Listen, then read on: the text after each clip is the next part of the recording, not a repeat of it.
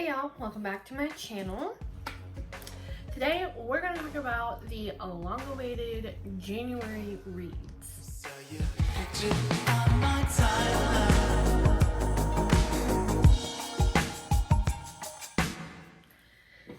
Okay, so I know this video should have been out way before this time, but life got in my way. But I definitely wanted to go ahead and get this out for you guys just in case you were curious as to what I read in January. I'm going to try and make a better habit of getting my what I read out reads for the month. And I actually have my little book here of what I read. So I wound up reading all digital titles in January. I read, the first one I read was Ember of Night, which is actually one that I started back in December and finished it up, but I thought I would go ahead and throw it in January. Ember of the Night is the first book in a trilogy by Molly E. Lee. Ember of the Night is about demons, and it is really cool because it's a YA fantasy that I have not yet seen, like, a lot of demon stuff in YA fantasy, which to me is just awesome because it was fresh, it was new, and I really loved it. It's about Harley, who has a sister named Ray, and they're in a very abusive home, and the father is a single father. There's no mother to be seen, and he treats Harley like literal crap. Harley tries her best to take the majority of the abuse so that Ray doesn't have to deal with it. She's very protective over Ray, and she has made this plan that when she turns 18, she is moving out and she's going to try her darndest to take Ray with her. So with this going on in her life, she comes across this boy named Draven, and he just comes to her out of the blue one night when she's out with her best friend Kai, and they're at this club, dance club or whatever, and she bumps into him and she has a good night, but she's pretty much thinking she's never gonna run into him again. Plus she's like, I can't even fathom having a relationship because I am trying to get my life in order to get out of the house and take Ray with me.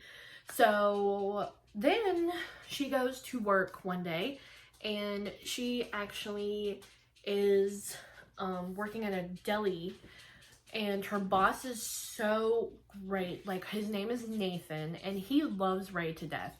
Anytime she needs to bring Ray with him, anytime she needs to bring Ray with her to work, he's like, yes, you can bring her. It's totally fine.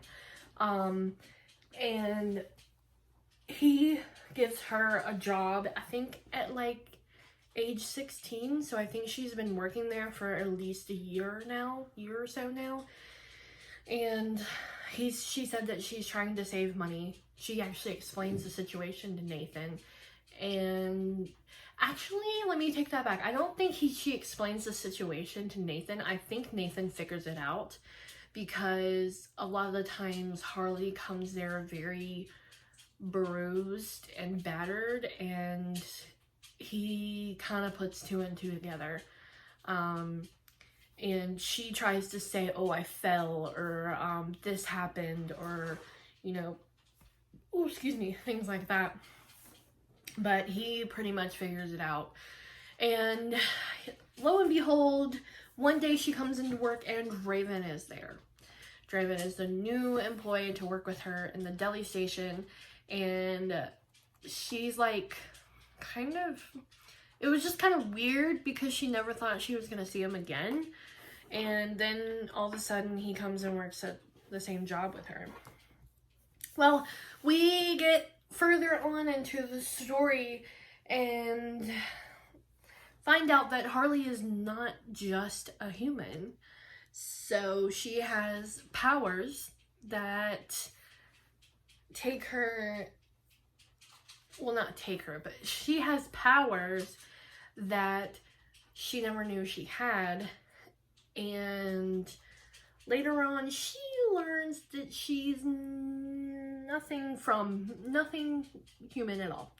Well, she might be a little human, but it's just basically about her finding her way through this new power that she's gotten.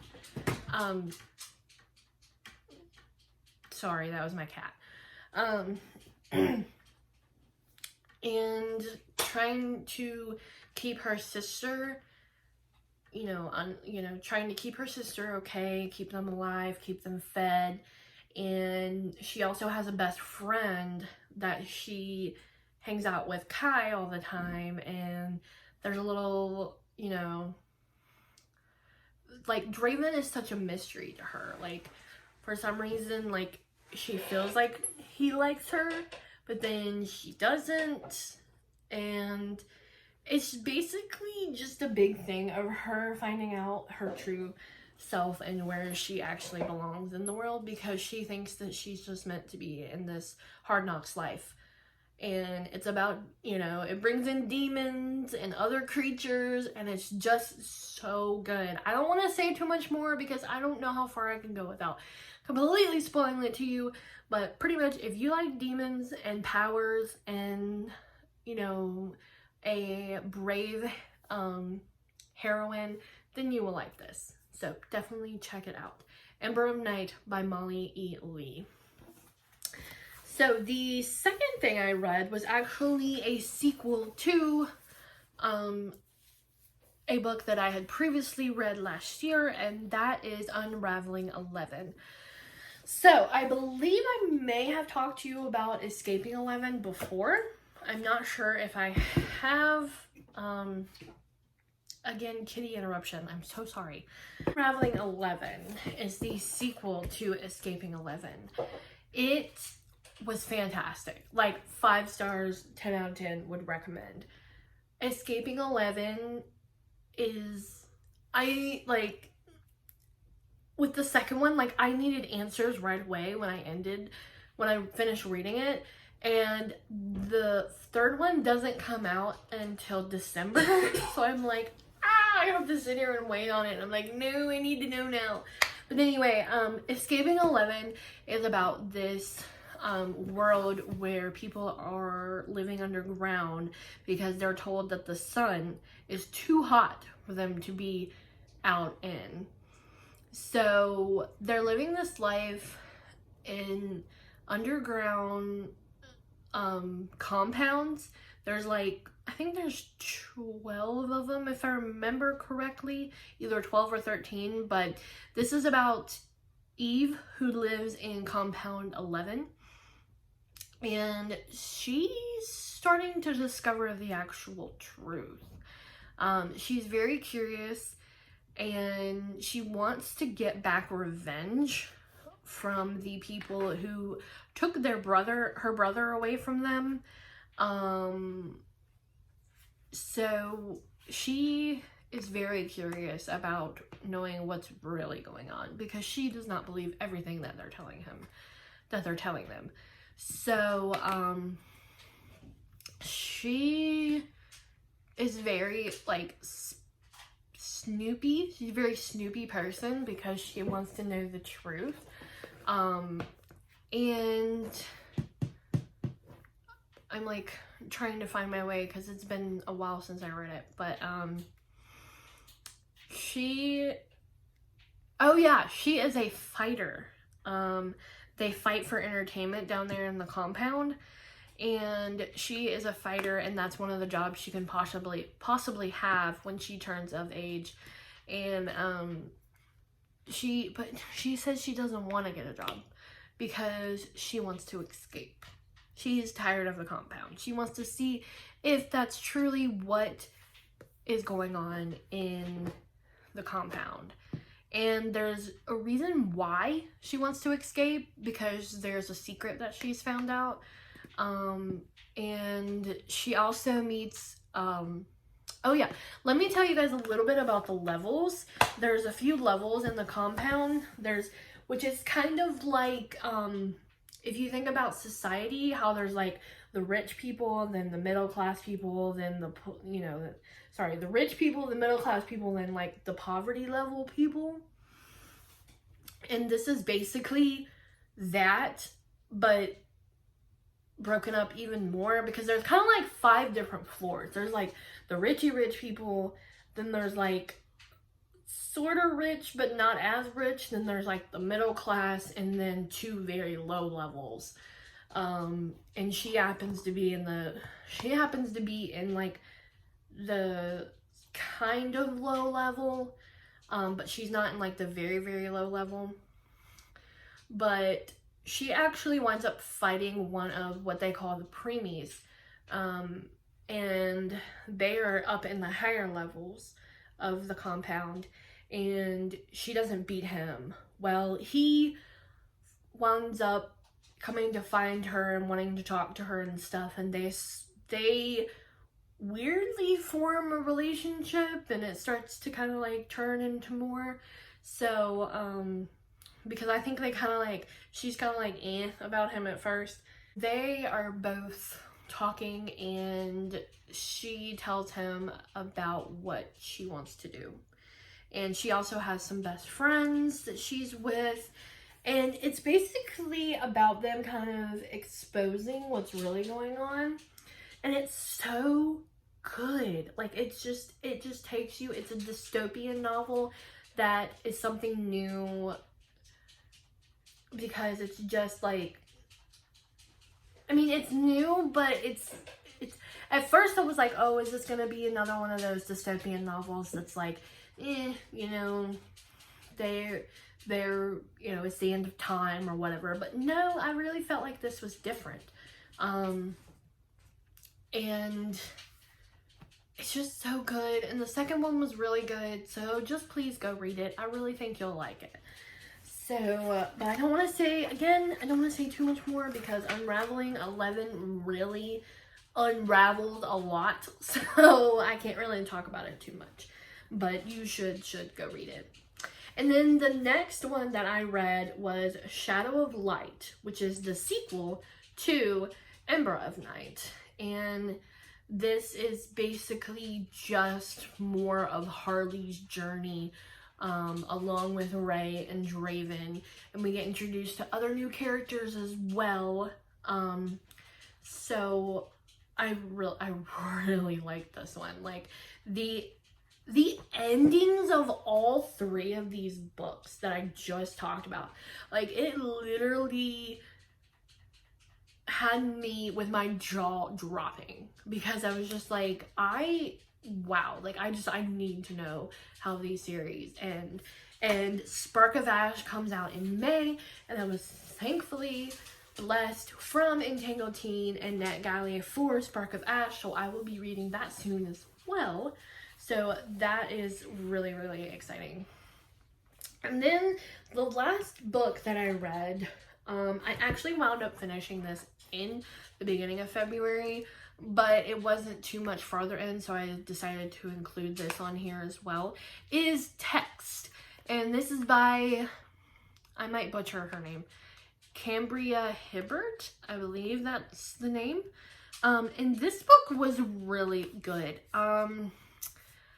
I gave it 3.54 stars, and that's only because I kind of wanted a little bit more of the suspense thriller aspect of it, and maybe it's because it is considered romance suspension that's why I didn't quite get what I thought I was gonna get out of it.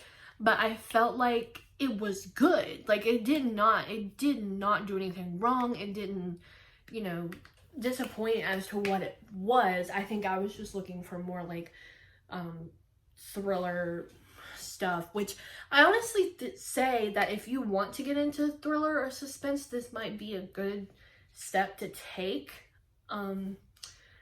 into that genre, because that's one genre that I've really been wanting to dip my toe in more, is the thriller and suspense genre. So I really did like this.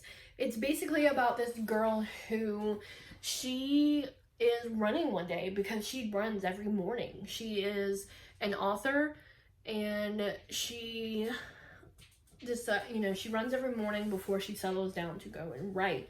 So she's running and she hears something in a bush and she goes to check it out. And then the next thing she knows, she's on the ground being, smothered by this big, large man. And he takes her and puts her in a car and drives in the middle of nowhere. And he gets her out of the car. She tries to escape, but she's not able to. And he takes her and picks her up and throws her over his shoulder. Well, she happens to see his phone in his back pocket. So she's able to reach down without him even realizing and pull the phone. And she, I can't remember what she does, if she tucks it in or something like that. But she takes his phone and keeps it. And he winds up throwing her in a hole. And it's very cold outside. It's, the hole is way deep and underground, so it's even chillier down there. And he says, "I'll be back for you."